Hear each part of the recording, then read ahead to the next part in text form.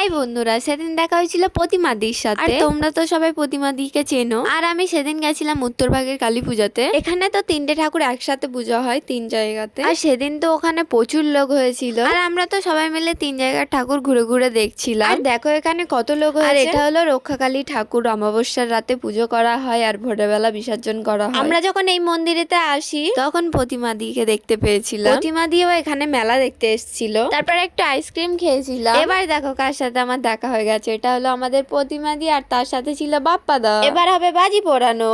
আমার এই আউটফিটটা কেমন লাগছে কমেন্টে জানাও। তারপর আমরা ভাঙাচোরা লেভেলের ডান্স করছিলাম, তাই অনেকটা পেয়ে গেছিল খিদে। তোমরা কারা কারা রোল খেতে ভালোবাসো কমেন্টে জানিও। একটু রোল খাচ্ছিলাম, তারপর দেখছি মাকে নিয়ে সবাই বেরিয়ে গেছে বিসর্জনের জন্য। আর এখানে যেহেতু 3টে ঠাকুর একসাথে পুজো হয়েছিল, তাই 3টে ঠাকুর একসাথেই বিসর্জন হবে। আর তোমরা কারা কারা এই মেলাতে এসেছিলে কমেন্টে জানিও। আর সত্যি বলছি, এই মায়ের মুখটা দেখলে এতটাই শান্তি লাগে কি বলবো। মা তুমি আবার এসো। ভিডিওটা কেমন লাগলো কমেন্টে জানাও।